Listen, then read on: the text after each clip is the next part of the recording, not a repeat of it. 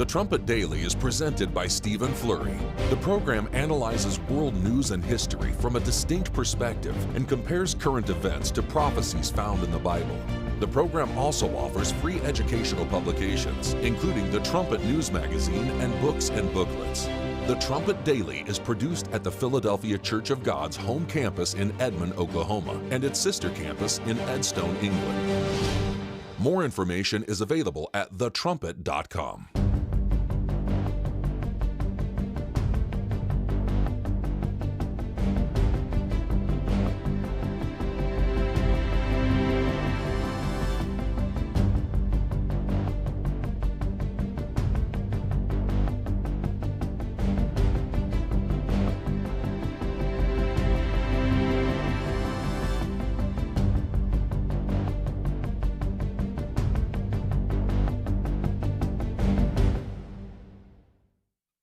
The Trumpet Daily program begins right now. Today's world news, what it means, where it's taking us. I bring you the one and only possible message of world peace. This is a message of hope, tremendous hope. And he said unto me, you must prophesy again. The Trumpet Daily program begins right now. The United States has joined Japan in a rare coordinated intervention in foreign exchange markets. The move aims to stabilise the yen after it hit a 4-decade low. We've rarely seen major intervention by the US and other Western powers to move currencies. Really, only that's happened during financial crises. Here's a quick look at the yen as Japan and the US warned of further coordinated action in FX markets. That's after confirming their first joint intervention in 15 years to lift the Japanese currency from a near 4-decade low. President Trump, for his part, earlier said the joint intervention was a signal of Washington's friendship with Tokyo. We have a good relationship with Japan. We're very strong, very, very strong financially. They are, they have a weakening yen, and they wanted a little bit of help. And we're always there for Japan. Japan's been very good to us, with the exception, of course, of Pearl Harbor. Here in Spain, they received over 60,000 migrants who came across from the Moroccan border into the country of Spain. This is mainland Spain right behind me. However, right now I'm heading over to Ceuta, which is actually a town in Spain. However, it is on the African continent. This is conquest. This is not just looking for a better life. It's clear they got a goal. Yeah, and it's like if you had no job, no money inside of your country, why would you leave your wife there? And it's very interesting to think that all these men, they're all 21 to 28 years old, and they're all coming here, like literally in the truckloads. Like truckloads of men just got dropped off at the border. The Moroccan government let them through, and then the Spain government literally opened up the gate for them. So what do they expect to get? The goal is to make it over the mainland. And then from there, I heard people say they're going to want to go to Romania. They want to go to Paris. They want to go to London, Germany, you name it. They want to go anywhere inside of Europe. And Dana, the other thing that I would say is that we need to protect our constitutional rights. That is the primary obligation. What does that mean? Well, during COVID, we completely dismantled our constitutional rights. We began censoring people in violation of the First Amendment. But I'm not, you're saying what not to do. I'm asking what to do. But I want to talk about. That's something to do. That is the number one priority. We protect the Constitution. The Constitution was written. Forgive me, but you're talking about rights, and I'm asking about a potential public health crisis that is coming. But I do want to And one of the mistakes we made in the last time was suppressing those rights so people weren't being heard. The doctors who were saying you're doing it wrong were being marginalized and vilified. Yeah, and because again, I really want to move on, but. Yeah, you were saying you were because yes, you I were do. part of the problem. No, I wasn't part of the problem. There was absolute press malpractice. You weren't allowing your Mr. Secretary, your job is a fierce skepticism toward authority. And yes, you weren't doing that. You were beating up My on job people is also who were dissenting. No, Okay, are you want to sit here and attack me, or do you want to have conversations about public health? I'm not attacking you. I'm asking questions about how to prevent the next pandemic. Question, and I'll tell you. That's what I'm trying to do.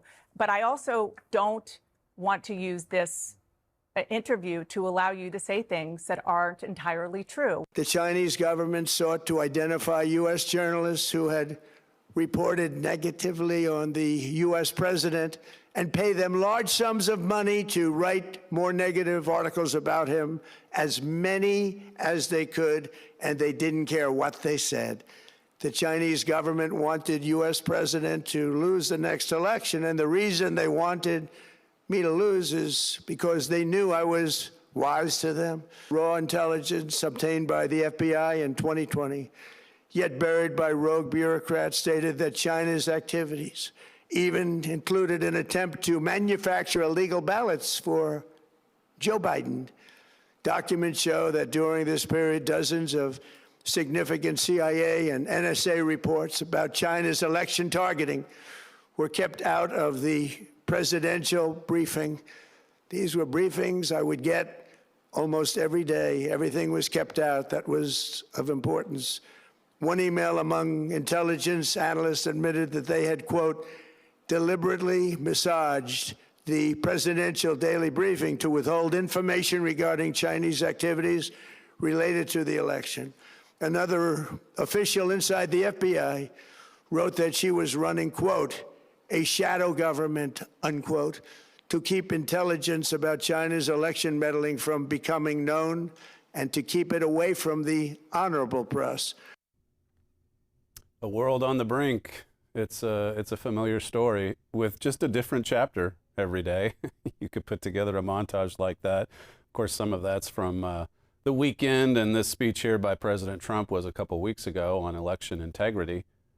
But the others are more recent. What's happening in Japan? First, I would say about Dana Bash. When RFK said, you're part of the problem, she says, no, I'm not. So there you go. I am not part of the problem. I'm the solution. That's what they believe. That's why they're so easily duped. That's why they can be used by the regime to spread their propaganda. You look at all of the recent news with the diary, pleading the fifth 111 times, and to not even admit you got one little tiny thing wrong. It's unbelievable. The arrogance and the pride of these people. She's attacking RFK. That's what it amounts to. She's not interested in reporting the facts. She's interested in spreading her propaganda.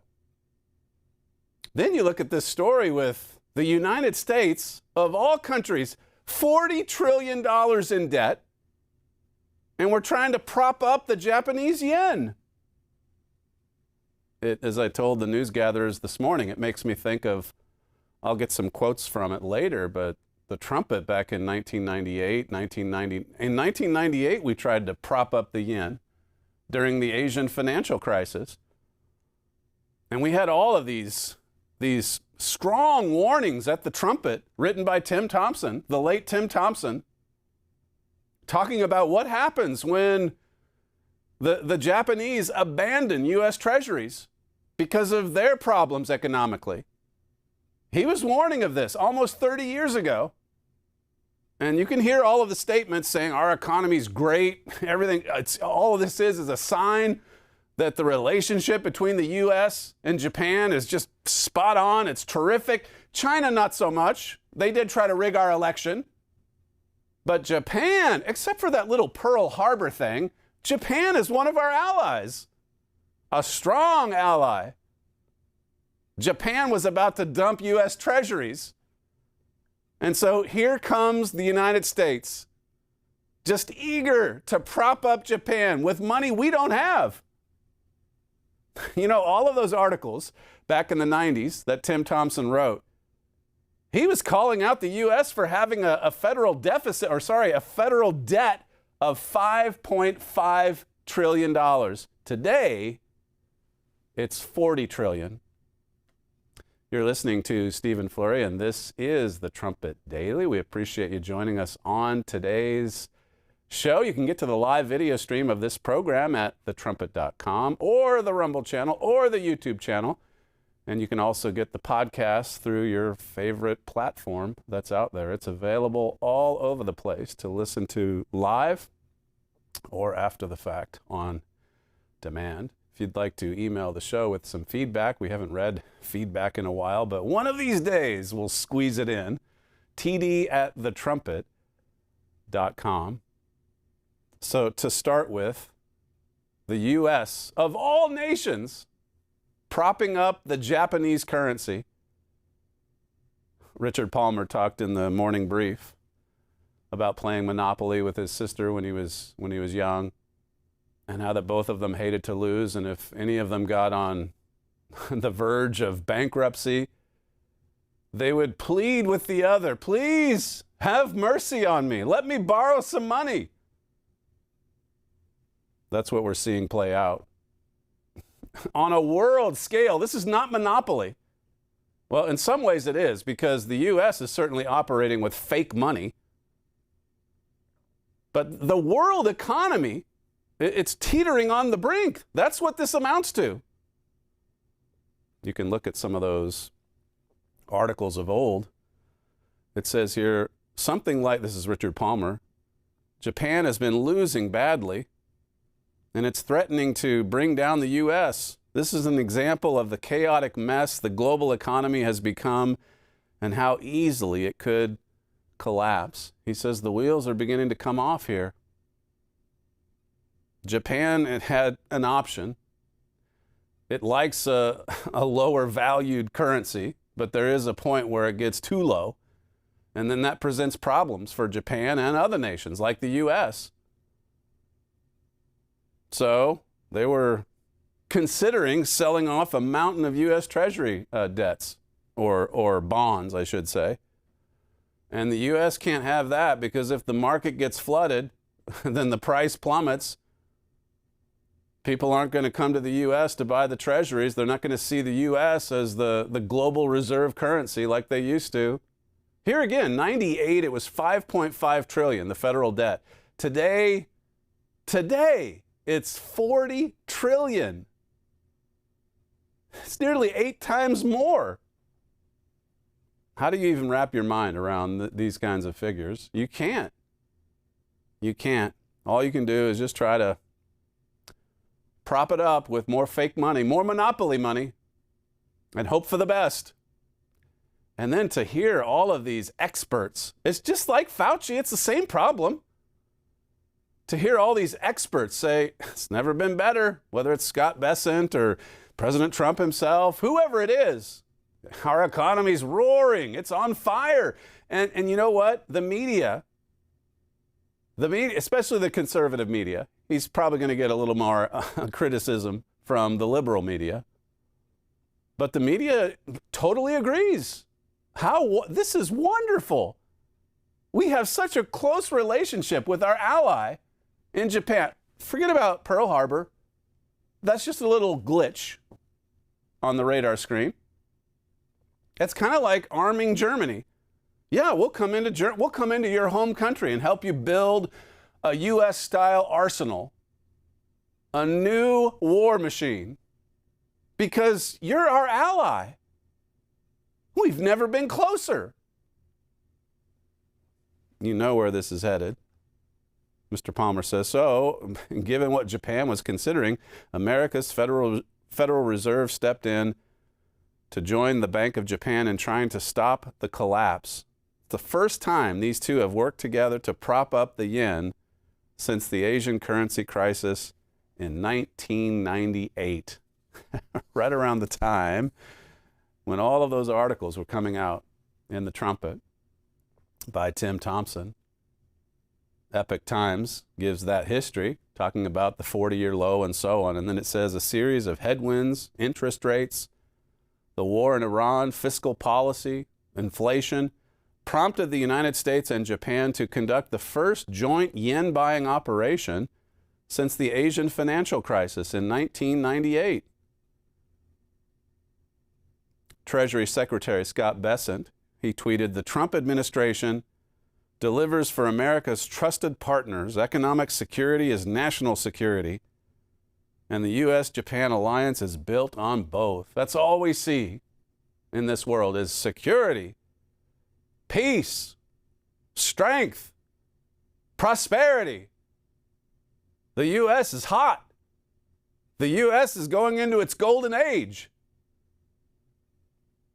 At the Wall Street Journal, it says for the U.S. in particular, if Japan chose to support its currency by selling some of its vast holdings of U.S. treasuries, that could add to the pressure on the U.S. bond yields. This sounds like something straight out of the Trumpet 28 years ago. That could add to the pressure on U.S. bond yields and interest rates when they are already rising on fiscal concerns and uncertainty over Federal Reserve policy. The U.S. had to do this to save itself for a little while longer. They put another Band-Aid on the problem. $5.5 trillion to $40 trillion in 28 years. What would it be 28 years from now? It's unbelievable what we're doing to ourselves. The Bible says the borrower is a servant to the lender. In Japan and China, they have all these U.S. treasuries. What happens when they realize that the U.S. has just gone overboard and they decide to sell all those treasuries? We're carrying on as if we're too big to fail, too big to collapse. What a dangerous line of thinking that is. Here's a quote from one of Mr. Thompson's articles. This is way back in the March 1998 Trumpet magazine. United States, what does the future hold? Again, you could dismiss this and say, well, it was so long ago and, the U.S. didn't collapse from 98 to today. Well, there's prophecies in the Bible that go a lot farther back than Tim Thompson's articles. And dismiss them if you will, but they are coming to pass. Bible prophecy is sure. He talks about this Washington Times piece from February of 1998, saying the U.S. is starting to take a hit from Asia's deepening financial crisis. When it was bad in 98, the U.S. was scrambling. We got to do something. All these countries in Asia own so many of our treasuries. We can't have the market flooded. We'll go broke. We'll be exposed. And so they put Band-Aids on the problem back then. It says, as usual in American politics, a great deception is occurring about the supposed balanced budget. That's what's crazy, going back to the Clinton years, is from 94-ish to 1998-ish, Clinton and Congress, they were bragging, we finally have balanced the budget. Well, if you balanced it then, how does the federal debt go from it says here in his article, $5.4 trillion to $40 trillion in just 28 years? Less than 3 decades. It says here, in spite of balancing the budget, Mr. Thompson writes, the national debt is projected to grow from its present bloated size of $5.4 trillion to an even worse $6.3 trillion in 2003. Here's Mr. Thompson saying, listen, everyone, we better wake up. In 5 years, the debt could go from $5.4 trillion to $6.3 trillion. We're going to add $900 billion to our debt in the next 5 years. These days, we're adding $1 or $2 trillion a year. A year. And our money's becoming more and more worthless. And the world is on the brink, as I say. It's on edge. Listen to the experts at your own peril. Did we learn from the Fauci scandal, the COVID scandal, the scaremongering, the lockdowns, the vaccines, the mask mandates, the social distancing. Did we learn anything from this? Think about how productive that hearing last week could have been if Fauci would come out and say, you know what, the diary does expose a fair bit of dishonesty on my part, and I apologize for that. Think about if Dana Bash said to RFK, you know, we were with all the CNN death trackers in 2020 and telling people, lecturing. I saw a montage today from Grabian. All of these talking heads, you know, Chuck Todd pointing at you. You better take the vaccine. We're journalists. We do this for a profession. Okay. That didn't age well. All of those statements. You had one of the late night, not so funny men wishing death upon people going to the emergency room if they weren't vaxxed. What is wrong with this kind of thinking? Do people listen to themselves? The prince of the power of the air, his influence, it's everywhere. Satan the devil, the god of this world, the whole world deceived. This is Tim Thompson. The truth is that the budget is not balanced and America is continuing its rapid descent into deeper and deeper debt. That's Tim Thompson in March of 1998. Now, who is right? There were people back at that time saying the budget is balanced. We're being fiscally responsible. We're really doing a good job here in D.C. And Tim Thompson said, that's a lie. The federal debt's going to continue to go way up. He was right. He was right about that. It says here, and then there is always the threat of foreign selling of U.S. treasuries. Well, how about that? Tomorrow's News Today, which began in mid-1997 and accelerated in December, that means foreigners are in the driver's seat regarding the biggest of the potential threats to the U.S. financial system. This is why the U.S. has intervened to prop up the yen, because of what Tim Thompson was warning of in 1998. If you don't have a subscription to the Trumpet magazine, it's been around for a long time, 35, 36 years. Make sure you go to our website, thetrumpet.com, and order your free 1-year subscription and get tomorrow's news today. Don't drift into a state of complacency because, well, yeah, but, you know, it's been 3 decades. The U.S. couldn't collapse. Come on, we're too powerful. We're too great. We just had our 250th birthday. Well, look at history. Look at Rome. Look at Greece. Look at the Greco-Macedonian Empire. Look at all of those empires. Look at how many times the Holy Roman Empire has collapsed. And in that case, of course, it keeps coming back because it's prophesied.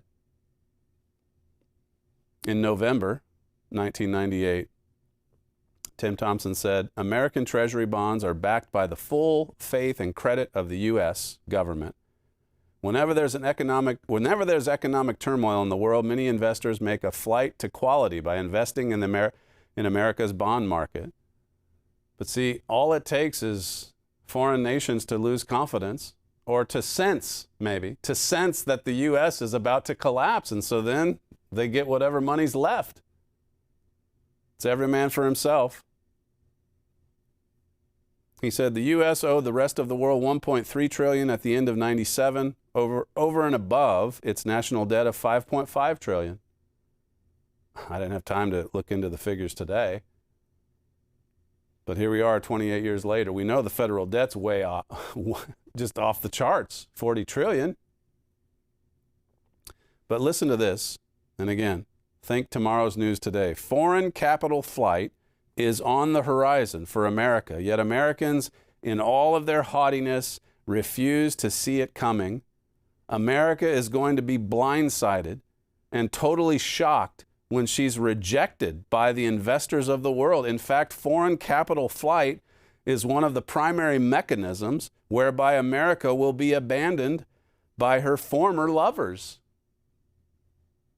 We're going to be blindsided. Jeremiah 4 and verse 30. It says, and when you, speaking of Israel, and if you don't know who Israel is in these last days, get the United States and Britain in prophecy. But it says, and when you are plundered, what will you do? Though you clothe yourself with crimson, though you adorn yourself with ornaments of gold, though you enlarge your eyes with paint in vain, you will make yourself fair. Your lovers will despise you, and they will seek your life. That's from the New King James Version. He was right. I mentioned this yesterday on the show. Herbert Armstrong warned of a coming financial or economic collapse. And he said this would be like the catalyst that brings that final emergence of the Holy Roman Empire. It's going to take a lot of economic uncertainty. And in that chapter, and he was right, we say in 1968, Mr. Armstrong wrote a letter discussing the catastrophic economic conditions that would plague the U.S. and Britain in the end time. And then it says, quoting the 1968 letter, if the dollar is devalued, inflation will almost surely result in eventual economic collapse for the United States. Well, we've seen the dollar devalued. We've seen how worthless the dollar has become. We've seen the federal debt skyrocket. And we see what happened just now recently with Japan. On the consideration of, well, maybe we should sell some U.S. treasuries. And Trump's people says, hey, hang on a second, can't do that. That would hurt us. So here, we'll print off tens of billions of dollars. We don't even know the exact amount that the U.S. is sending over there to prop it up. But if you're in Japan's position, you're like, well, okay, if Uncle Sam wants to dole out more money, we'll take it. Who wouldn't? It's a house of cards, and it's going to collapse. He was right, talks about Leviticus 26, Deuteronomy 28.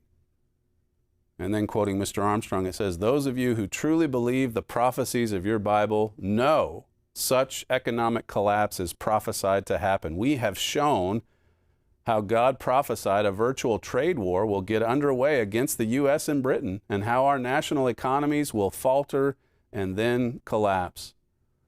That, my friends, is from 1968. That goes back a lot further than what Tim Thompson wrote in 1998. Who is right? Who is right? Listen to this clip from Fox Business, clip 23. All right, some economy. Dow broke another record today. It's very cool. Let's not overlook it with Iran and all the rest of it. We just have all these great policies set into place, Larry, and they're just starting to work time in, time out. It's 7 months of manufacturing. We have the stock market at an all-time high. You know, we're in very, very good shape economically, and I'm not worried about this economy going forward. This morning, the ISM number came in at the highest level in 4 years. Just absolutely juggernaut. Now, for me, it was a dream report. All the arrows moving in the right direction. If you look at the new orders, production, inventory, all of these things, prices, by the way, moving lower. It was just absolutely phenomenal. What are Fox viewers going to think when everything comes crashing down? All the arrows are moving in the right direction. The stock market's booming. Everything just looks like it's getting better and better for the United States in this golden age. In 1968, Mr. Armstrong said, should the dollar collapse, it could well mean a repetition of the disastrous depression that strangled the economic world in 1929. He was warning, Mr. Armstrong was warning during the 1980s, prepare to reduce your standard of living. And again, you could dismiss it and say, well, again, that was 40-some years ago, and we're still around. We're still doing pretty good. I mean, yeah, the cost for energy and fuel and all that is much higher. The dollar's worth much less. But there still is a lot of prosperity. And well, there is on paper. But that's all that it is. It's monopoly money. And what happens when foreign nations lose confidence? What happens when they lose interest? What happens when they seize upon an opportunity to bring down the mighty United States of America?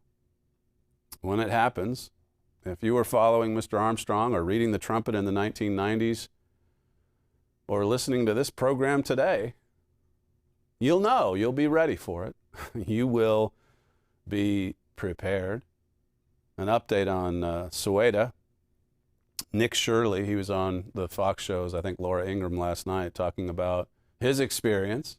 And again, good for him.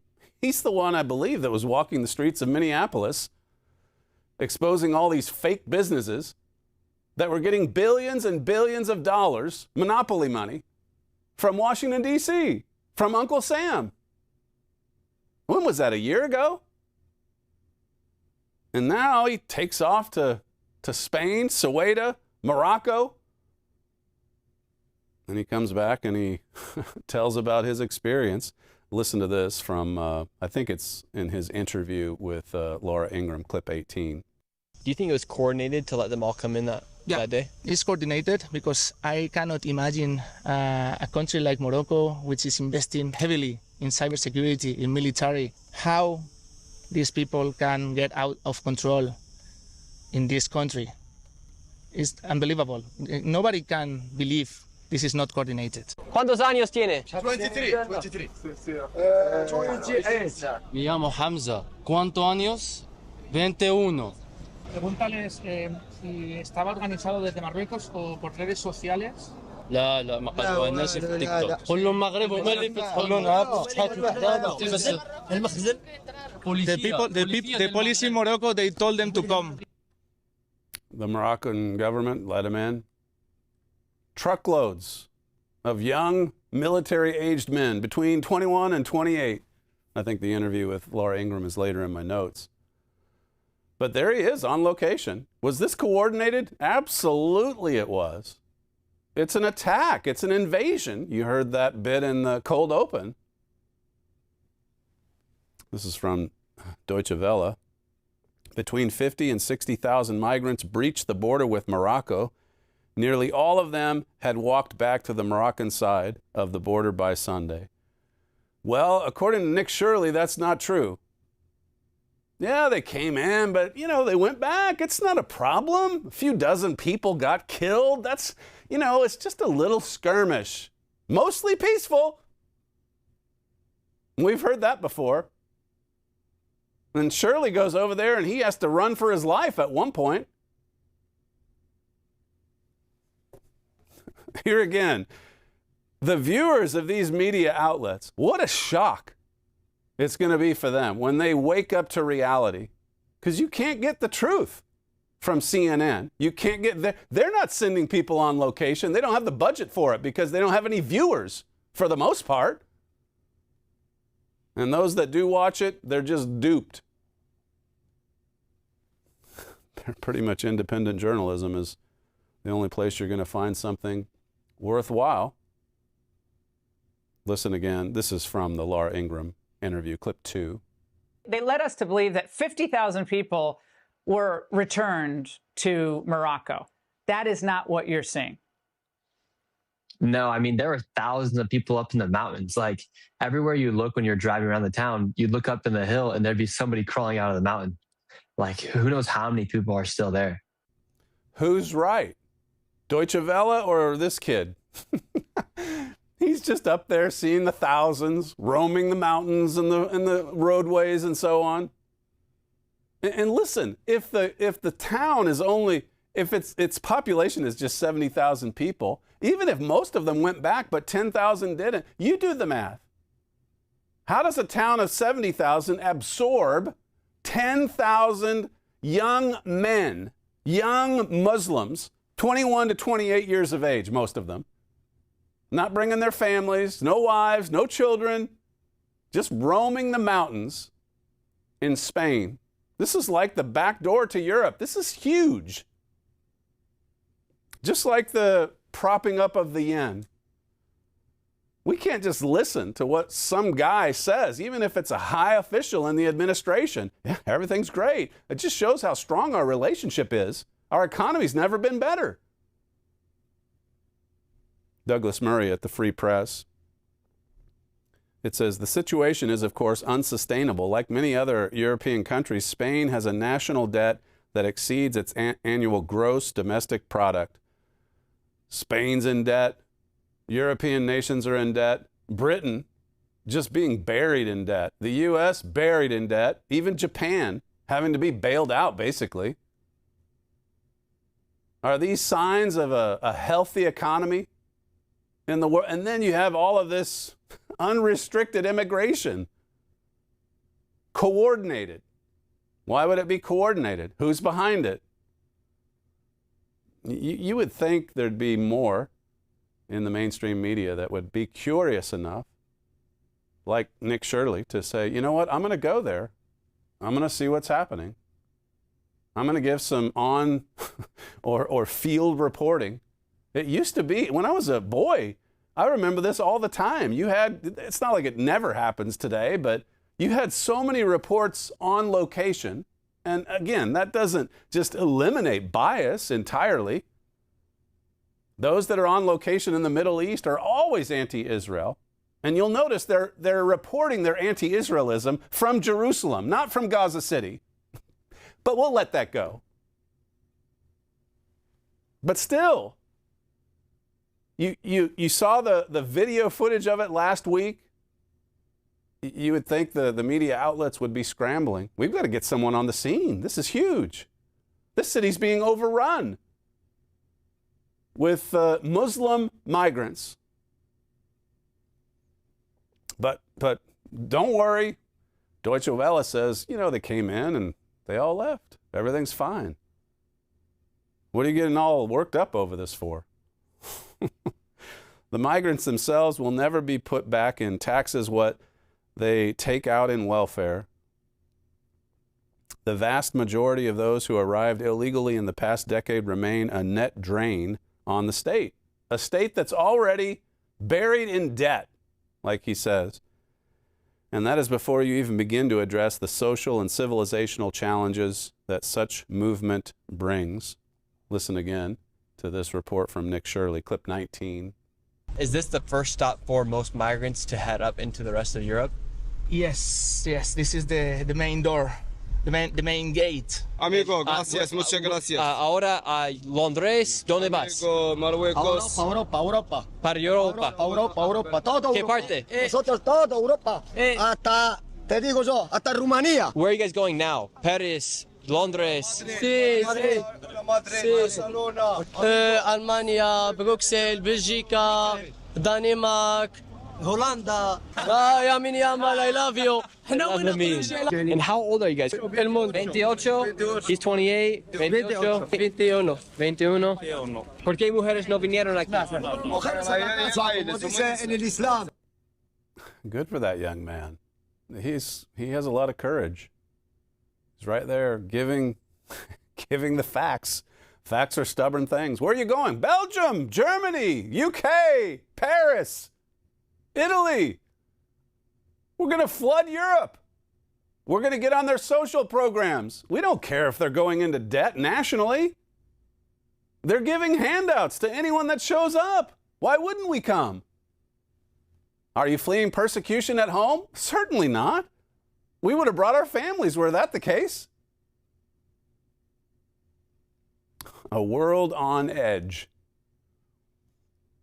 Doug Murray says, but Spain, like the rest of Europe, will continue to try to sustain the unsustainable. It's unsustainable. You can see they may not be crying out openly for a strong man, a Daniel 8 strong man, but they are, internally they are. We need strength. We need power. We need security. We need to compete with America. We need to fight back against Islam. That man, that strong man, is coming. Here's another one from Shirley, clip 21.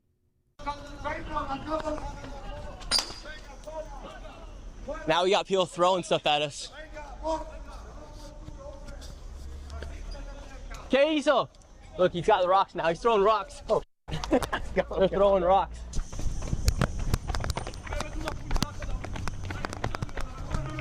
No.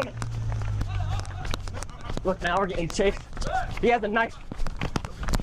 He's got a knife. He's got a knife. Just like that, we have finished our mission here in Spain. Showed you guys the truth of what was actually going on. And we finished with a knife. We finished with a knife chase down the hill, and then got escorted back up to our car from the Spanish police.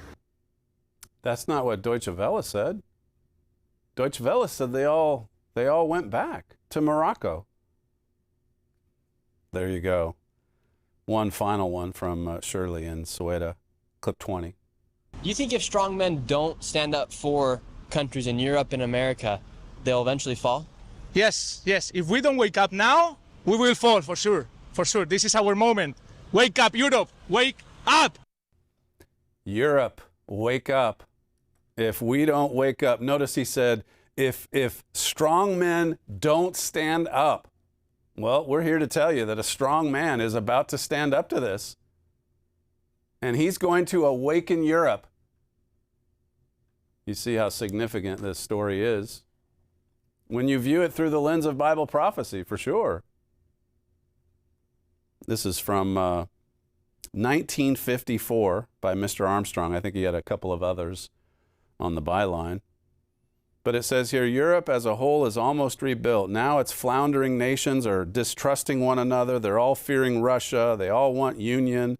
They're only deterred by fear of each other. They're awaiting some supreme authority which they can place confidence against aggression from one of their own members.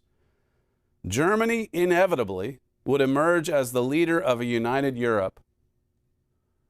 Well, you've heard that message consistently. This is 1954, and it runs right through to today, whether it's the plain truth of old or the trumpet today. And you see that history. If you study, he was right. There's no cost or obligation for that brochure either. It says here, all of Europe is actually ready, just waiting for the confidence-inspiring leader, an international, all-European Hitler, and it's on the way. The man is there somewhere. He's out there. He's there. He's about to emerge. Are you ready for this? The German war machine is being constructed even as we speak. Europe's about to be downsized. Even that, as we covered Friday, when you have Italy and the neighboring nations of Spain clamping down on border security, and then Spain flips out because of that. That's a step in the direction of downsizing, getting down to the 10 kings, as is prophesied in Revelation 17. They're waiting for the strong man, though, to really accelerate things. And there's going to be economic uncertainty that also accelerates things along.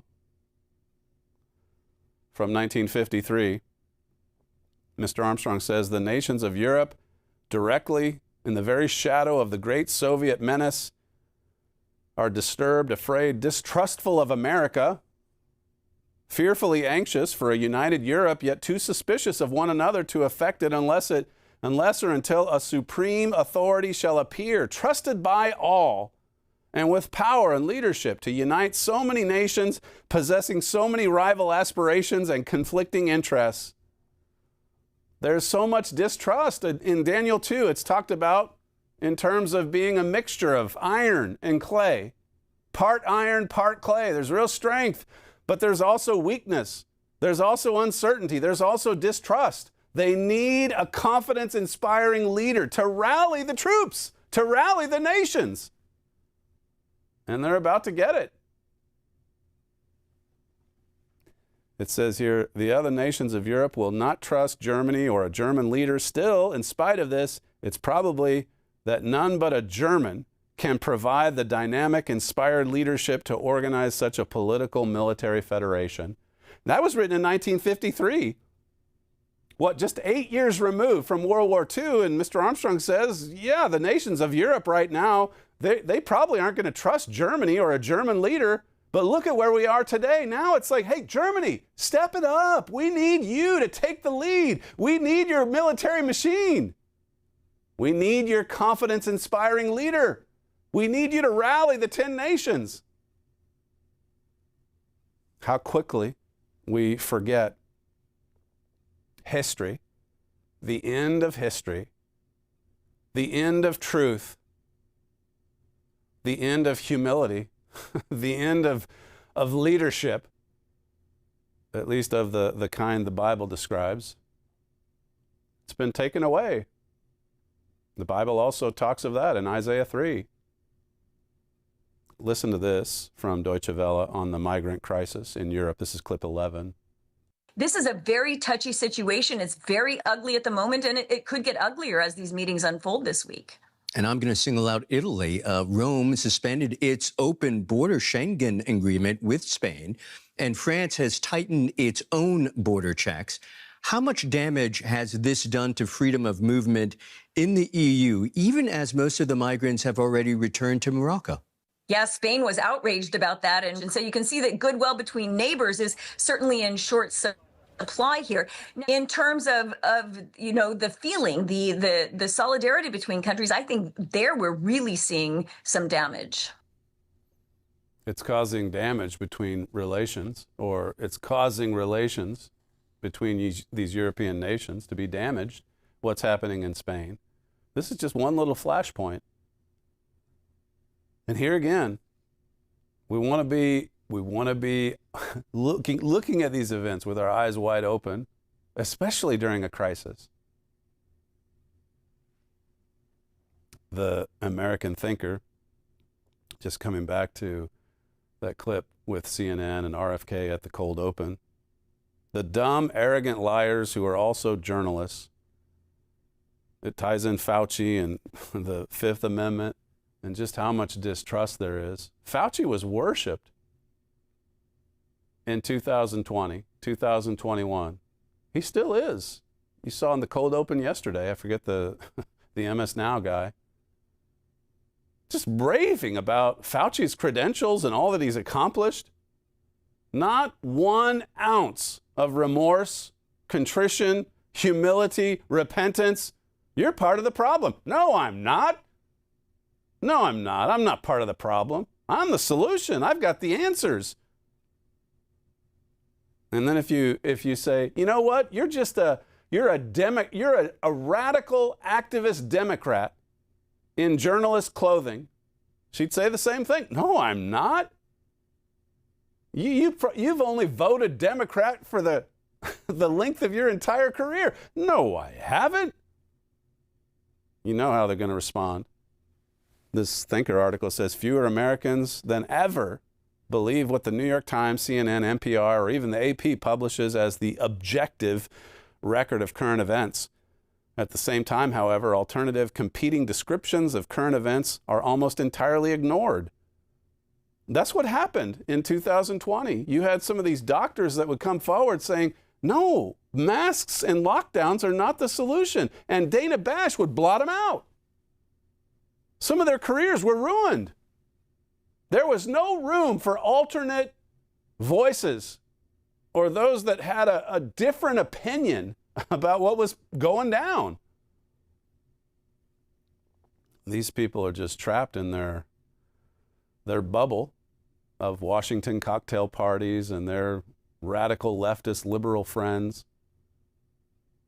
Listen, you had Fauci and his wife getting together with Jake Tapper and his wife for a dinner party in October of 2020. Even as they were telling Americans, don't go to Thanksgiving with others in the family. Don't do it. You got to lock it down. You got to socially distance. You got to do it for grandma.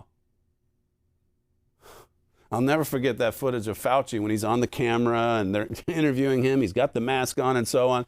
And then the moment he thinks the camera's turned off, of course, he takes the mask off. But in that case, the camera kept rolling, exposing the hypocrisy the lies, the deception. And then you get to this year and the revelation of Fauci's diaries, and then pleading the fifth after he so confidently and arrogantly said, I don't have anything to hide. Of course, I'll testify wherever, whenever, whatever you ask, I'll answer. I have the truth. Listen, I am science. Well, Mr. Science pleaded the fifth 111 times.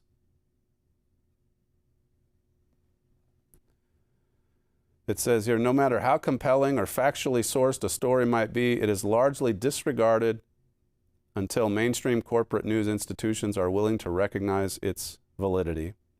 Just ignore it. Unless we agree with it, we're not going to report it. We're not going to give a differing view. This article says, although Fauci holds one of Joe Biden's get-out-of-jail-free auto-pen pardons, Fauci cowardly asserted the Fifth Amendment right against self-incrimination more than 100 times, with a general pardon in hand that presumably allows him to get away with past acts of mass murder. He could put himself in legal jeopardy only by not telling the truth while under oath at the hearing. So long as Fauci avoided newly committing perjury, there was no risk to his liberty. The fact that he nevertheless remained mum the whole time revealed a particularly guilty conscience. Fauci could not bear the thought of admitting to the world that he told numerous lies in the past. He's a serial liar, and he has an opportunity to set the record straight, but he pleads the fifth 111 times because he simply will not admit error or confess sin. As Herbert Armstrong said, it's the hardest thing for human nature to do. To say, I was wrong. I got it wrong. And if someone comes up to them and says, you were part of the problem. No, I wasn't. That's the tone that they take. It really is just about as arrogant and as vain as you can get. And that attitude, that spirit, that comes straight from Satan the devil. Fauci's his lies are huge and unforgivable. That's from that American Thinker piece. Listen to RFK in his exchange with Dana Bash at CNN, clip 13. It is also factually true that the COVID vaccine worked. The COVID vaccine prevented deaths. The cases in the U.S. vaccine protected children. I think that what I have talked to scientists and doctors about. Scientists. Can you show me one study? Yes, I can. That shows that I can. Children were protected by the COVID vaccine. I can tell you that there vaccine did more good than harm to children. Can you show me one study that shows that? I can tell you that when it comes to the vaccine, there have been studies that show that because of vaccine disinformation, there could have been 100 to 200,000 lives in the U.S. saved. But because people didn't get the vaccine, that's why. I'm not saying that it entirely. You are saying nonsense. You are saying something that you cannot show me a single study. I am not saying nonsense. I am talking what somebody told you. Excuse me. And you cite me the study. What study? No, what studies are you talking about? You're talking about studies that actually don't exist. I want to talk about. Cite me the study that you're talking about. I am you say you've seen studies. Cite me the study. This is not productive. I am not here to defend all of the. Let me You're finish. talking nonsense. You're making assertions you can't support, and then when I call you on them, you're telling me that I'm arguing. Okay. Do you want to talk about assertions that you can't support? I'll get there in a second. She's just there to worship Fauci, to promote vaccines, and to insist that she's right, and to blot out anyone that would disagree. And she calls herself a journalist. This American Thinker piece, his lies were profound, and because mainstream news institutions refused to question anything he said, his lies were the only bits of information allowed to circulate in the public sphere. CNN just accepted anything and everything Fauci said. Then the diary comes along, contradicting what Fauci said publicly. And CNN chooses not to report on the diary. And then after the hearing with all of the pleading the fifth, that was so open and public, they had to report on that. But here again, you see their take. Just utterly incapable of admitting any kind of error or mistake on their part. So-called journalists not only repeated verbatim exactly what the government's chief medical bureaucrat claimed to be true, but also cheered social media platforms for censoring competing points of view.